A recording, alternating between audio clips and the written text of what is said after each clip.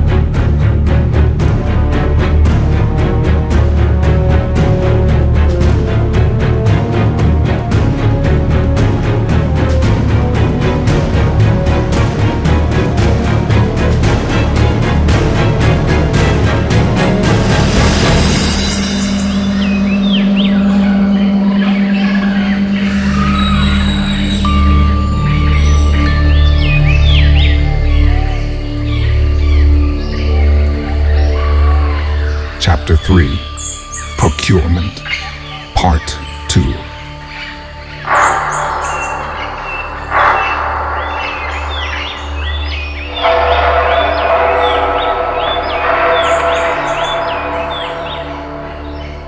It was morning now. The group had set up a camp in the forest about 2 miles northwest of the nearby city. The group had already inhaled their daily rations, which provided much-needed nourishment for the impending probe of the unknown. Jack continued shimmying his way up a hill with binoculars around his neck, straddled to his back. He had the M24 clutched in both his hands. As he kept moving along the hill's landscape, he made sure to keep his cover, using the trunks of nearby trees and thick brush that sprang from the soil. Keeping the long-distance assault weapon off the ground, he used his elbows to do most of the work, moving himself slowly forward. Eugene and Beck followed closely behind in similar fashion. As they came to the crest of the grassy hill, where tree life came to a sudden end, they stayed quiet underneath the dense shrub. Jack reached behind him and used his binoculars. He began observing the back of a large Spanish colonial-style building. 3 men, one posted at the double doors, one on the second-floor ledge, and one standing right outside the gates by the trash compactors. He turned to the 2 following him. "Trash compactor makes it easy to hide the bodies," he said with a smile. Eugene rolled his eyes while his face shone from his nervous sweat, then pulled out a radio from under his jacket. A radio similar to the one Trevor had used earlier in the station wagon while dictating GPS locations. 3, he quipped as he spoke into the radio.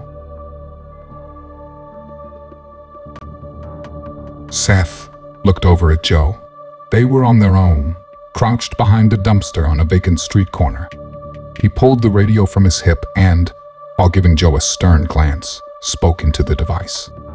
"Take care of it. We're heading in, going dark." While maintaining his serious gaze at Joe, he reached up and over the filled dumpster and placed the radio inside it on top of the piles of trash. "Remember, I get the slightest vibe you're turning snitch, I'll put a bullet right between your eyes. If you were to blow our cover, the rest of my team will get away. I know I'll be dead, which leaves me nothing to lose, so I'll be sure to take you down with me. You get us through this, we'll keep our end of the deal." Joe closed his eyes in hesitation, then gave Seth a much-needed nod in confirmation. With that, the 2 stood up and began walking in stride across the street towards a small pickup truck that they had acquired the night before. Seth noticed, as they were crossing, an eerie, semi-occupied town. People wandered about, seemingly with no objectives, while others simply stared at the two newcomers from nearby windows. The houses and buildings were in disrepair. Not a single car traveled the city streets, although plenty were available for use. The two made their way toward their vehicle, as Seth kept an eye out for any unwanted developments. They both simultaneously opened both doors and sat inside the truck, Joe in the driver's seat. Joe started it up, and they were off. As they slowly took a corner, ahead of them, situated amongst other buildings, sat the Capitol. The building was 3 stories at its tallest, but was split off into sections, comprised of only 2 levels. There were numerous palm trees lining multiple courtyards around the facility. Courtyards were surrounded by tall iron gates that met the city sidewalks. As they moved closer to the building, Seth noticed 2 men posted outside the gates of the fence, which were positioned wide open and led to the front entrance. Closer they came, the more armed guards he noticed. Men were positioned on the structure's 2nd and 3rd level ledges, and also on the roof of the complex. It appeared that the details Joe had given them in the strategizing planning the night before were very accurate. He took note of the 2 armed guards that stood at the gates as they pointed their rifles to the air while maintaining them closely by their sides. At the same time, they each put their hands out towards the approaching vehicle, signaling it to halt. As they came to a full stop, a guard approached Joe in the driver's seat. "This area is off limits. Turn your vehicle around." Joe looked at the guard and respectfully responded, "We have a meeting with the Chancellor." The guard stepped closer and peered into the vehicle at Seth. Seth nervously looked forward, attempting to keep his cool and not raise any flags. The guard carefully examined the interior of the truck's cab, then glanced to the bed of the truck. A large army-like crate caught the eye of the guard while he began to approach it. As he extended his arm toward the crate to inspect it, Joe distracted him. "The Chancellor has been expecting us. Paco sent us and is awaiting our return. Our business at hand is private and has to do with your trade alliance with the Russians. Chancellor is desperate to obtain this parcel as soon as possible." The guard, while his hand lay on the latch to the crate in the back of the truck, hesitated for a moment, then retracted his arm and placed his hand across his chest on a small radio harnessed to his opposite shoulder. "Paco has 2 men here claiming to have a delivery for the Chancellor," he stated as he walked away from the vehicle to secure some privacy for his radioed conversation. Another guard stood at attention, watching the 2 from outside Seth's door. The 2 sat inside the truck in silence, anticipating what came over the radio next. Suddenly, a non-discernible voice came over the crackly radio.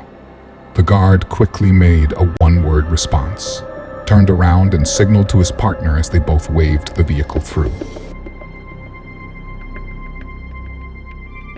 All the while, an armed guard near a trash compactor stood in the crosshairs of Jack's M24. Eugene and Beck watched Jack take one last short breath as he pulled the trigger.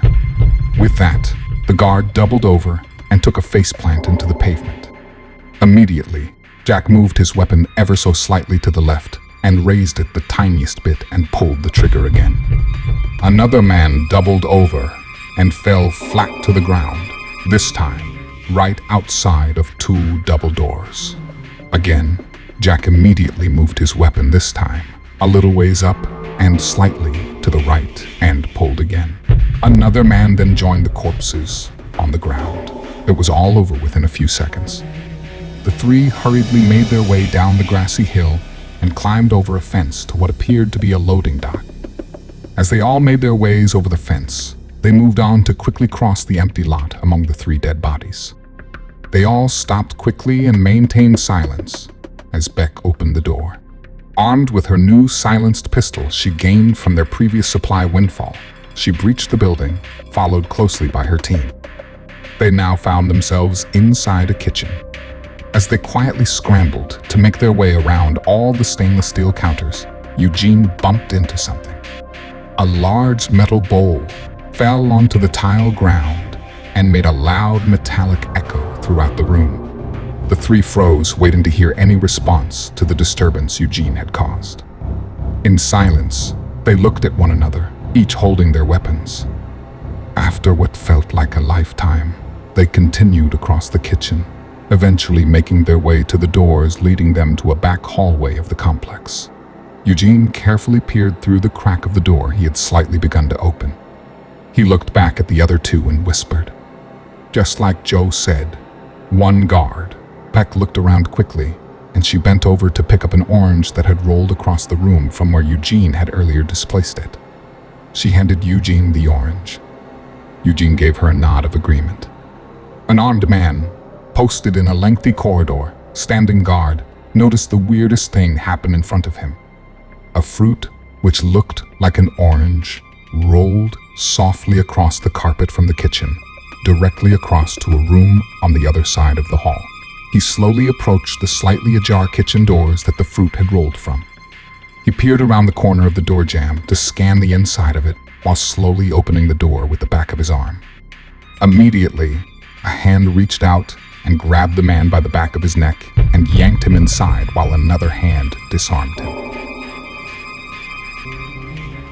Meanwhile, Joe and Seth pulled up to the entrance of the front of the building. A few more armed men were awaiting them under a couple large arches that led to a vast, covered, Spanish-style tile patio. As they pulled the vehicle to the curb, two men opened the large, oversized cathedral-like doors. The occupants of the visiting truck quickly stepped out of the cab and around to the back of the vehicle. Seth lowered the tailgate as Joe jumped up into the bed and proceeded to slide the crate towards Seth. Once the crate was in position, Joe climbed back down and lifted the crate from the truck, and the two men carried it through the archway onto the patio. They were signaled by a man in army fatigues to stop. Raise your arms, the man ordered. Seth and Joe put the crate down momentarily and proceeded to be checked for weapons. Once they were cleared by the cartel bouncer, they picked up the crate and proceeded through the doors, past the two armed guards. A man wearing casual jeans, but sporting a suit jacket while dangling a large, expensive gold chain around his neck, approached the two carrying their crate. The man immediately recognized Joe. Joey boy. Joe looked up at the man, and the two placed the crate on the ground between them. Hey, Santiago. Good to see you. It's been too long. It certainly has, Santiago replied. My brother will be right with you. He's dealing with some unfinished business at the moment. Joe smiled. Understood. Santiago matched Joe's smile. It was wonderful to see you, my friend. Perhaps later we can catch up. And with that, Santiago exited the room, the same way the two had come in. Brother? Seth asked, as he looked at Joe. The Chancellor, Joe replied. Just then, three people, young but not children, walked by them and followed Santiago out the doors. Seth could tell they were not members of the cartel, but rather appeared to be average citizens.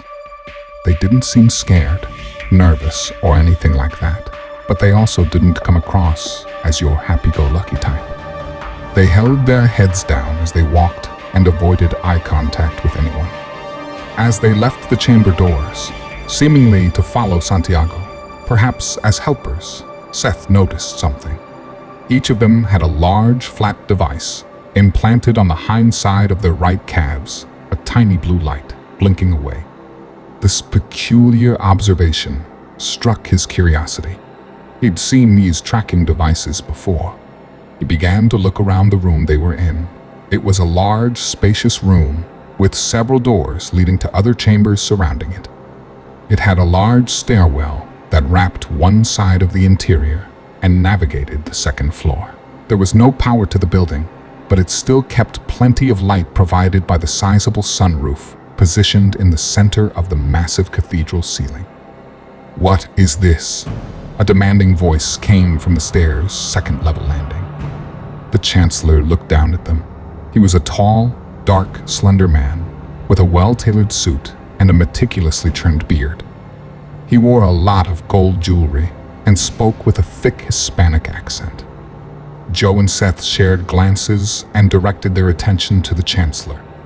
"A gift from Paco," Joe exclaimed. The Chancellor looked down at the crate and then refocused his attention at Joe. "I am not interested in souvenirs.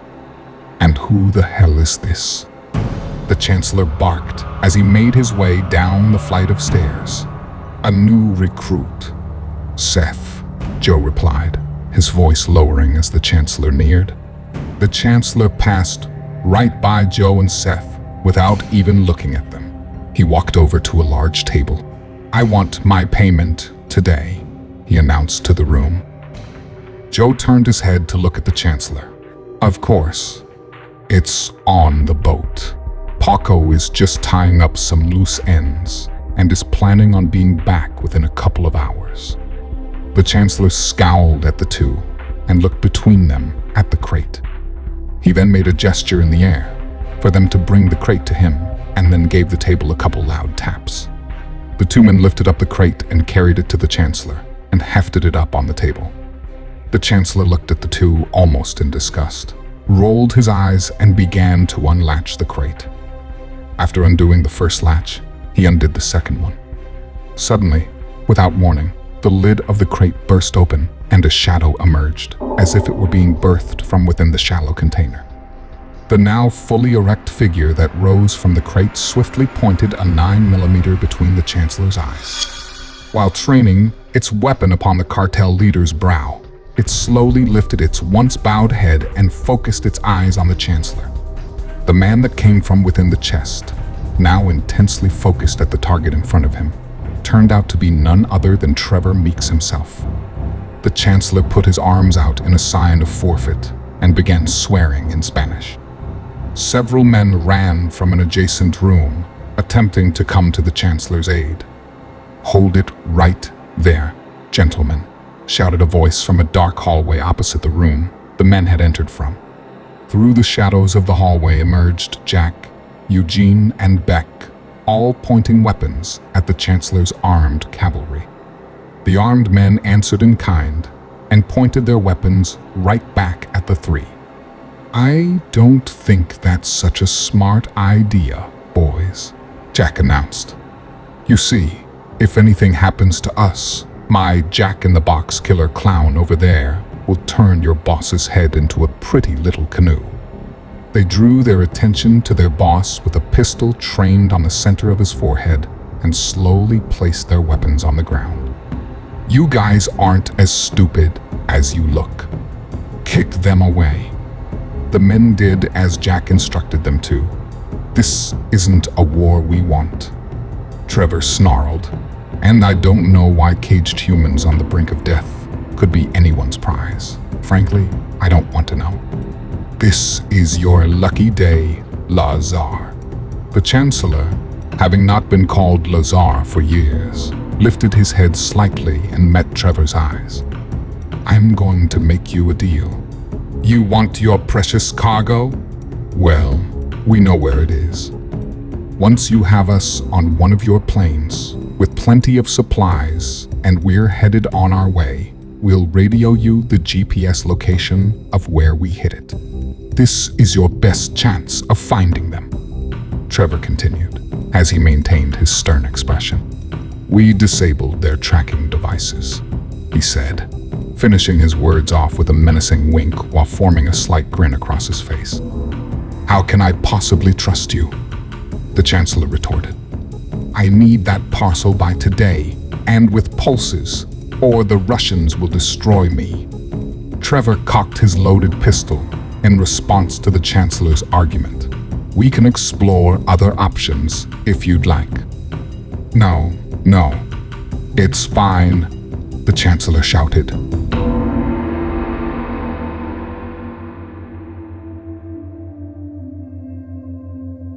The Ecuadorian woodlands began to grow weary of the afternoon, as it put in for a change of scenery.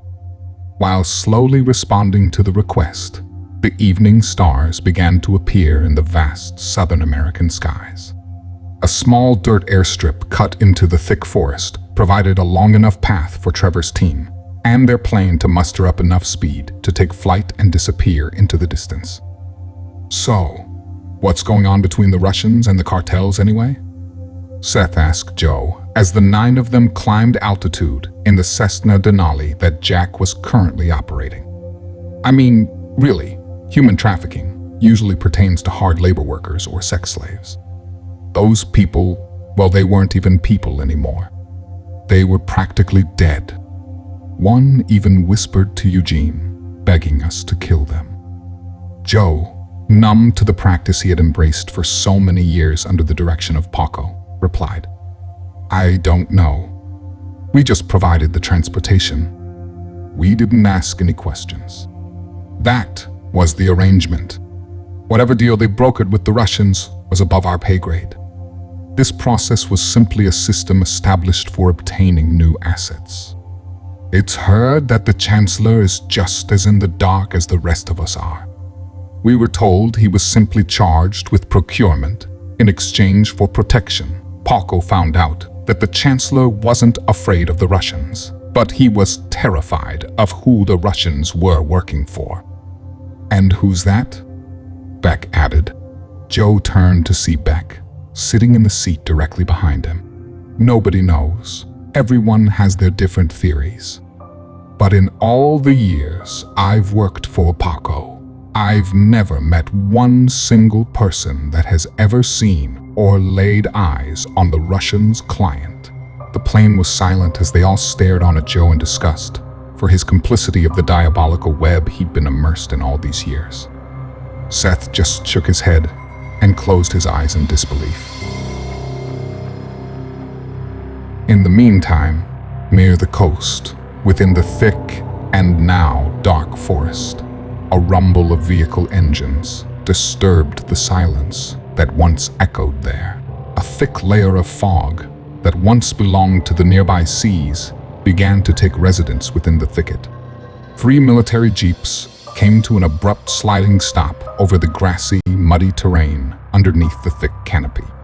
Chancellor jumped out from the first vehicle, making a splash in a dark, murky puddle, not caring about his expensive tailored suit. While studying a small, ripped piece of paper with GPS coordinates scribbled on it, he hit the ground running, followed closely by his men armed with flashlights.